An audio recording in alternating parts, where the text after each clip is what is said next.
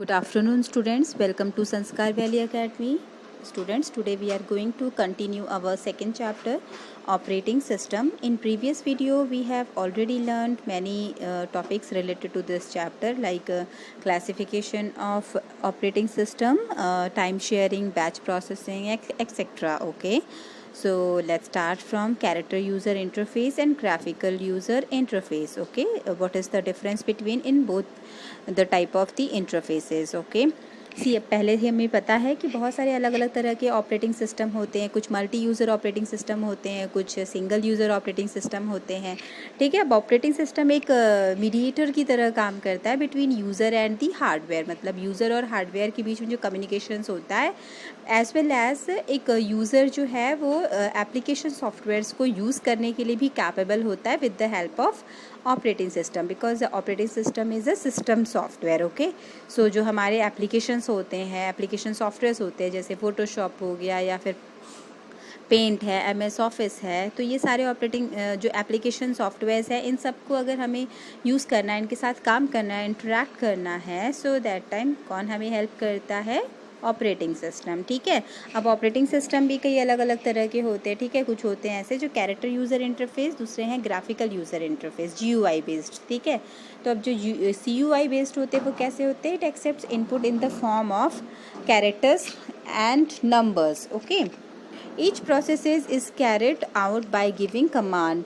सी अब जैसे हम लोग आजकल देखते हैं, हम लोग जो भी यूज़ करते हैं वो सब CUI के अंडर में आता है, सॉरी GUI के अंडर में आता है, क्योंकि उसमें पिक्चर्स होती है, आइकॉन्स होती हैं, और आप लोग उस आइकॉन पे डायरेक्टली डबल क्लिक करके या सिंगल क्लिक करके उसे ओपन कर सकते हो. ठीक है, तो मतलब वो पिक्चराइज बेस्ड होता है जिसको हम अच्छे से पहचान सकते हैं, जिसके आइकॉन्स के थ्रू हम लोग ओपन कर सकते हैं. बट पहले जो ऑपरेटिंग सिस्टम चलते थे, या फिर जैसे कि माइक्रोसॉफ्ट डिस्क ऑपरेटिंग जो MS-DOS है, इसमें हम कमांड्स देते हैं, डिफरेंट टाइप्स के कमांड्स देते हैं. क्रिएट डायरेक्टरी, ठीक है, then make directory, MD CD open के लिए, हर चीज़ के लिए कमांड देते हैं और उसके अकॉर्डिंग ये काम करता है. ठीक है, यहाँ पे कोई इस तरह से आइकॉन बेस्ड नहीं होता, आपको इंस्ट्रक्शंस देना पड़ता है, तो उसके बाद ही वो कमांड्स लेकर काम करता है. ठीक है, और जो ग्राफिकल यूज़र इंटरफेस होता है, इसके it consist of icons, files होते हैं, मेन्यूज़ होते हैं.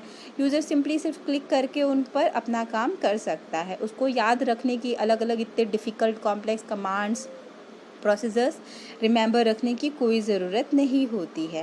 वो इजीली आइकॉन्स या पिक्चर्स फाइल्स को देखकर क्लिक करके ओपन कर सकते हैं. ठीक है, अब विंडोज़ 10 जो है, it is the latest version of GUI based operating system. कब लॉन्च हुआ था? 29 जुलाई 2015 में. ठीक है, by Microsoft as a part of the Windows NT.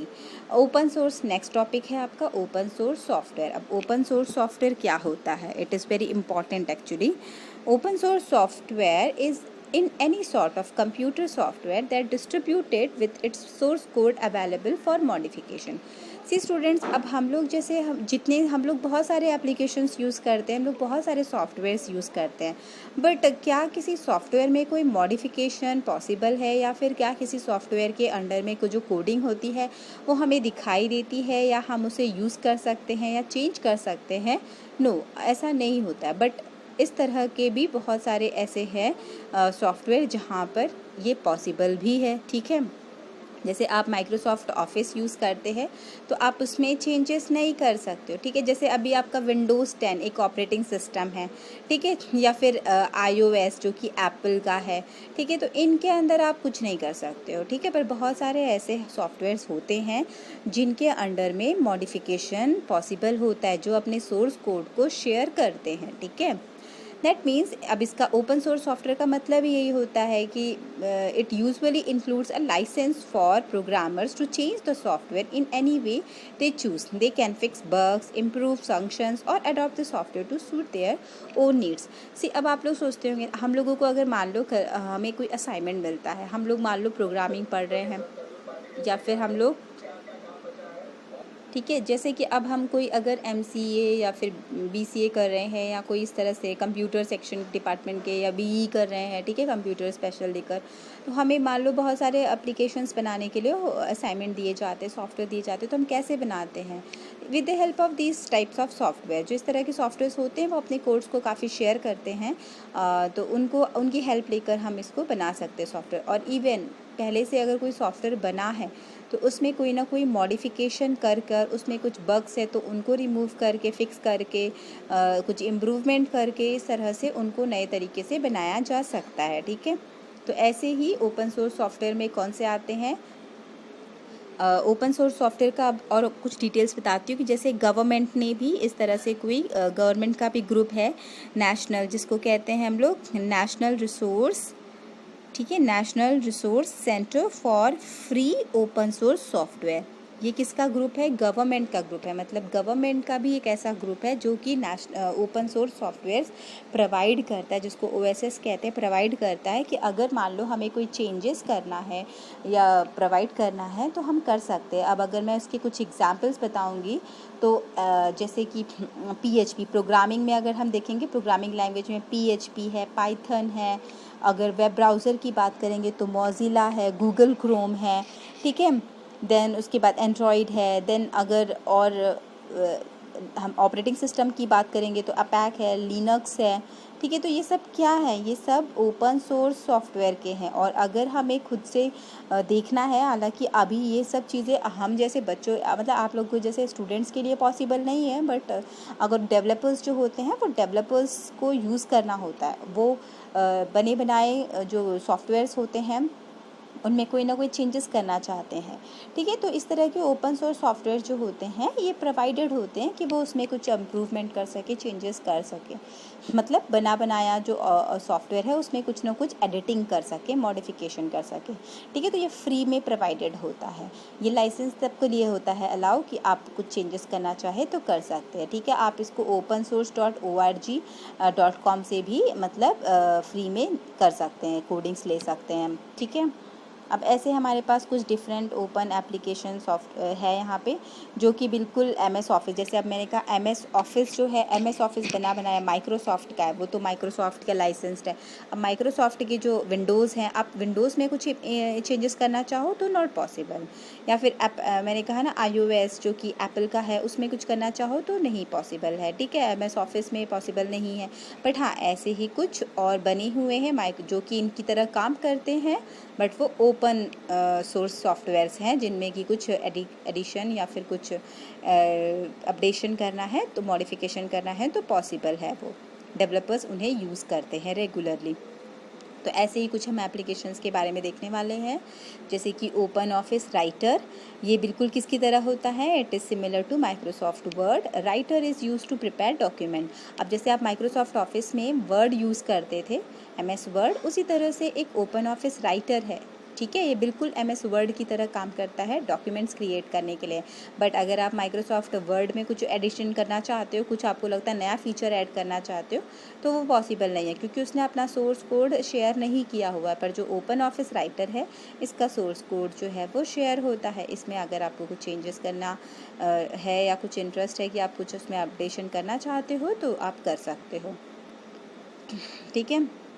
ऐसे आप देख सकते हो MS ऑफिस वर्ड जो है और आपका openoffice.org राइटर, ठीक है। तो ये बिल्कुल सिमिलर दिखता है, सिमिलर काम करता है। सिमिलरली openoffice.org है जिसमें कैल्सी एक है, ठीक है। अब जैसे हम लोग कहते हैं ना कि MS ऑफिस जो है एक पैकेज है, इस पैकेज के अंडर में Word, Excel, PowerPoint, Access, ये सब क्या उसके पार्ट हैं। वैसे ही यहाँ पे ओपन ऑफिस जो है, openoffice.org में ये पार्ट हैं। कौन, राइटर, कैल्सी, देन उसके बाद इम्प्रेस, ठीक है। तो राइटर जैसे मैंने कहा वर्ड की तरह बिल्कुल काम करता है।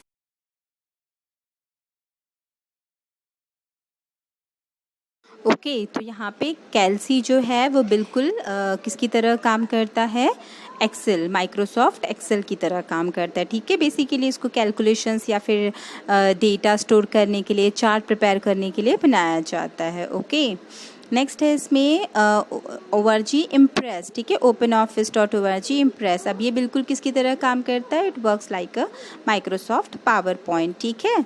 Impress is use to prepare presentation, slide shows etcetera. अब जैसे जो भी चीज़ें आप अभी तक पावर पॉइंट प्रेजेंटेशन में करते आए हैं वो सारी चीज़ें हम सारे एप्लीकेशंस परफॉर्म कर सकते हैं openoffice.org इम्प्रेस के साथ में। ये बिल्कुल उसी तरह दिखता है, बट ये क्या है, ये एक ऐसा सॉफ्टवेयर है जिसमें कि अगर आपको कुछ लगता है कुछ बग्स हैं या फिर कुछ आपको इसमें एडिटिंग करना है या चेंजेस करने हैं तो ये आप कर सकते हैं अप्लाई, ठीक है।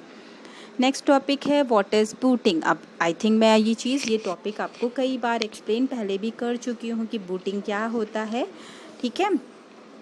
ओके तो बट यहाँ पे 2 टाइप्स की बूटिंग है, ये आपके लिए थोड़ा सा डिफरेंट होगा। आप करते हैं बट आपको एक्चुअली में पता नहीं है बस, ठीक है।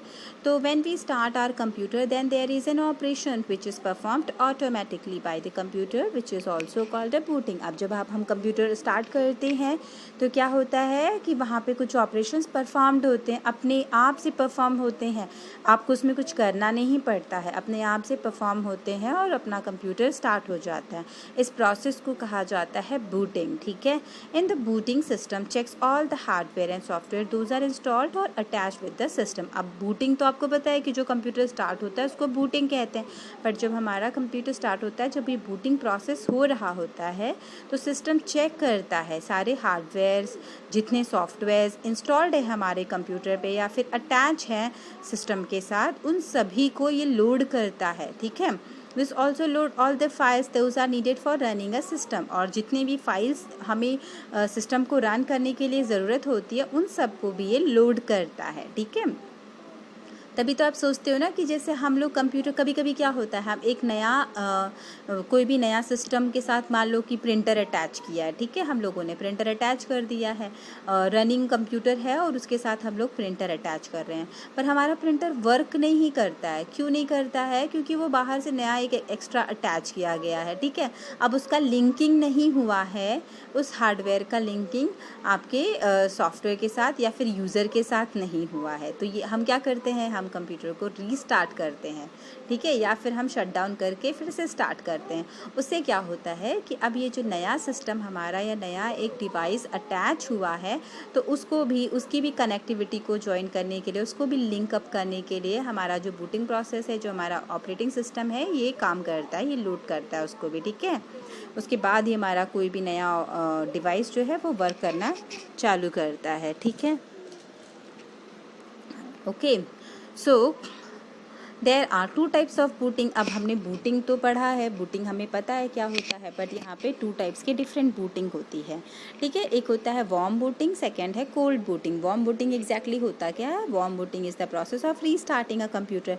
आप लोग या हम लोग कंप्यूटर को जो रीस्टार्ट करते हैं उसी को वार्म बूटिंग कहा जाता है, ठीक है। It can be initialise using the operating system. In Windows the user can perform warm booting by selecting the restart option. अब अगर हमें कंप्यूटर में इस तरह की वार्म बूटिंग करनी है तो हम वार्म बूटिंग के लिए शटडाउन ऑप्शन नहीं सिलेक्ट करते हैं, हम क्या सिलेक्ट करते हैं? रीस्टार्ट ऑप्शन, ठीक है। हमारे स्टार्ट मेन्यू में जो रीस्टार्ट ऑप्शन होता है उसको हम सिलेक्ट करते हैं, उससे हमारा वार्म बूटिंग होता है। Usually warm booting is performed frequently then cold booting because the user leave the computer in the sleep mode when they do not work. Warm booting does not include power on self test but it perform the rest of the boot sequence.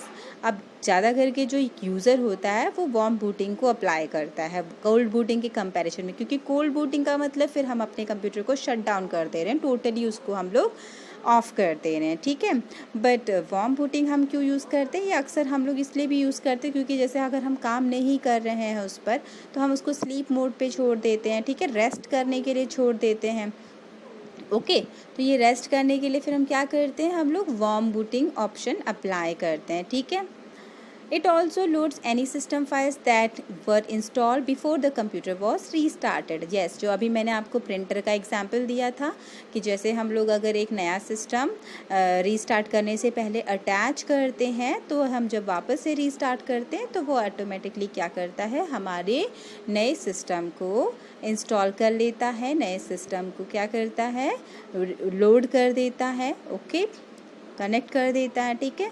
तो इसलिए हम warm booting most probably use करते हैं और आपकी simple भाषा में जो आप रीस्टार्ट करते हो उसी को एग्जैक्टली वार्म बूटिंग कहा जाता है। कोल्ड बूटिंग क्या होता है? Cold booting is the process of starting up a computer that is switched off. Usually it perform by pressing the power button on the computer, ठीक है। जैसे हम लोग कोल्ड बूटिंग कब करते हैं, जब मतलब हमारा जो कंप्यूटर स्टार्ट होता है और जो स्टॉप होता है मतलब स्विच ऑफ होता है, बेसिकली वो कोल्ड बूटिंग कहलाता है, ठीक है। इसके लिए हम लोग हमारा जो पावर बटन होता है उसको प्रेस करके फिर बंद कर देते हैं, ठीक है। मतलब शट डाउन कर देते हैं, तो शट डाउन का मतलब ही होता है कि यस कोल्ड बूटिंग, जो पूरी तरह से बंद किया जाता है। Cold booting performs the power on self test, ठीक है, power on self test. It is a series of system checks at the beginning of the boot sequence. In other words it checks whether all the requirements are met and hardware is working correctly before starting the operating system. अब जब आप cold booting करते हैं ना, cold booting मतलब कि shut down और startup जो होता है आप जिसको कहते हो, ठीक है। तो जब आप कोल्ड बूटिंग करते हो मतलब स्टार्टअप कर रहे होते हो, तो वो स्टार्ट होते वक्त जितनी भी रिक्वायरमेंट्स होती हैं, जितने भी हार्डवेयर्स काम कर रहे होते हैं, अटैच होते हैं, उन सभी को मतलब पूरी तरह से जो सारे टेस्ट करने का काम करता है, सभी चेक करता है, ये सारा कुछ चेक करता है। क्यों? क्योंकि ये अब जैसे वार्म बूटिंग में क्या था कि कोई नया अटैच, ऑलरेडी जो बाकी सारे हैं वो ऑलरेडी चेक हो चुके हैं, तो उन्हें चेक करने की कोई ज़रूरत नहीं होती है। बट अगर कोई नया फाइल इंस्टॉल किया है, नया कोई सिस्टम इंस्टॉल किया है, तो वो उतना काम कर लेता है, ठीक है। बट कोल्ड बूटिंग क्या करता है, वो एवरी टाइम जितना जब भी हम स्टार्टअप करते हैं, तो वो आपकी जितने भी डिवाइसेस अटैच हैं या जितने भी कोई भी फाइल्स अटैच की जा रही है, इंस्टॉल की जा रही है, उन सभी को ये चेक करते हुए, बूट करते हुए, रिफ्रेश करते हुए स्टार्ट करता है। Okay. When a troubleshooting the computer, the user is asked to turn off the computer completely, ठीक है। The cold booting is performed. It clears all temporary data from the systems and eliminates the issue that can affect the functionality of the computer. अब अगर कोई problem create हो रही होती है तो उसको भी ये क्लियर करके ही आगे बढ़ता है, ठीक है। अब warm booting versus cold booting. Warm booting is also called a soft booting. अब वार्म बूटिंग को जो है उसको हम सॉफ्ट बूटिंग भी कहते हैं, क्योंकि हम उसको बहुत ही स्मूथली रीस्टार्ट करते हैं। कंप्यूटर तो हमारा पहले से ऑन होता है, जस्ट हम उसको रीस्टार्ट कर देते हैं, ठीक है। Cold booting commonly goes by the hard booting. इसको हम हार्ड बूटिंग करते हैं। क्यों हार्ड बूटिंग कहते हैं? क्योंकि इससे हमें पूरा काम फिर हम पूरा टेस्ट करवाते हैं, पूरी चेकिंग करवाते हैं, ठीक है। ओके। अब जैसे क्या होता है, कभी कभी देखो, अभी वार्म बूटिंग क्या होता है कि जैसे आपने पूरा काम ऑलरेडी कर रखा है, नीट एंड क्लीन है, सिर्फ एक टचअप कर दिया जाता है, तो उसमें पूरा मेहनत नहीं होता है, ठीक है, तो वो सॉफ्ट बूटिंग कहलाता है। पर जैसे अभी आपको पूरा ही काम करना आना है, हर चीज़ चेक करना है, हर चीज़ देखना है कि हाँ कहाँ क्या किसका अनलोड हो रहा है, क्या लोड हो रहा है, क्या इंस्टॉल हुआ है, तो फिर ये सारा काम कोल्ड बूटिंग करता है, इसलिए उसको हम हार्ड बूटिंग कहते हैं। The system returns to its original state without interrupting power. अब यहाँ पे जो वार्म बूटिंग किया जाता है तो पावर से इसका कोई कनेक्शन नहीं होता है, पावर से इसका कोई डिस्टर्बेंस नहीं होता है, इंटरप्शन नहीं होता है। ये अपने ओरिजिनल स्टेट मतलब जहाँ पे था वहाँ से आप जब रिस्टार्ट करते हो तो वापस वहीं पे आके वो अपना कनेक्ट हो जाता है, उसी स्टेज पर आके ओपन हो जाता है, ठीक है। यहाँ पे पावर का कोई इंटरप्शन नहीं होता है। बट यहाँ पे क्या होता है कोल्ड बूटिंग में, the system start up from a completely powerless state, ठीक है। जो पावर ख़त्म होने के स्टेट से ये स्टार्ट होके पूरा ओपन होता है, इसीलिए इसको कहते हैं कम्प्लीटली पावरलेस स्टेट, ठीक है। It doesn't necessary reset the components and the power source, there be keeping the memory intact even after a reboot. It completely resets the hardware and clears the system of the temporary memory. A warm boot is generally done when a program fails to respond and system freeze in between. अब जैसे कभी hang हो जाता है या फिर कभी respond करना बंद कर देता है सिस्टम, तो मोस्टली हम लोग वार्म बूटिंग का यूज़ करते हैं, ठीक है। Cold booting is usually done when the system does not respond to a warm boot. और कोल्ड बूटिंग हम कब करते हैं? जब हमारा सिस्टम वार्म बूटिंग के बाद भी रिस्पॉन्ड नहीं करता है, तो हम पूरी तरह से फिर सिस्टम को ऑफ़ कर देते हैं, पावर भी ऑफ़ कर देते हैं और फिर से स्टार्ट करते हैं। उसको रीस्टार्ट नहीं कहेंगे, उसको फिर से स्टार्ट करते हैं पूरा स्विच ऑफ करके, ठीक है। वार्म बूटिंग के साथ ऐसा नहीं है, वार्म बूटिंग में हम कोई स्विच ऑफ नहीं करते हैं, हम सिर्फ उसको रीस्टार्ट करके वापस से रिस्पॉन्ड करने के लिए कहते हैं, ठीक है। नेक्स्ट है, अब pressing the control Alt and delete की साइमल्टेनियसली और initialising a reset command with reboot the system without hampering power.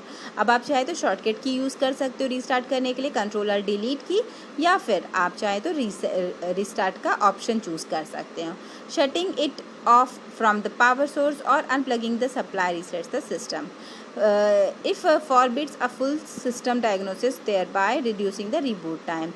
It runs self-diagnosis test, thereby resetting. Yes, अब जैसे वार्म बूटिंग करना है तो वार्म बूटिंग में टाइम बहुत कम कंज्यूम होता है, क्योंकि इसको हर चीज़ जो है फुल डायग्नोस्टिक करने की ज़रूरत तो है नहीं, पूरा का पूरा चेक करने की ज़रूरत तो है नहीं है। और यहाँ पे क्या है कि हार्डवेयर, मेमोरी, सब चीज़ों को वो पूरी तरह से रीसेट करता है, पूरी तरह से चेक करता है कोल्ड बूटिंग में, तो यहाँ पे टाइम थोड़ा सा ज़्यादा कंज्यूम होता है। ओके स्टूडेंट्स, तो here our chapter is finished. I hope आप लोगों को ये चैप्टर समझ में आया होगा। एंड आपको अगर कोई क्यूरी होगी तो आप हमसे जूम क्लास के टाइम पर पूछ सकते हैं। Okay students, so we will meet in next video session with new chapter. Have a nice day. Bye bye.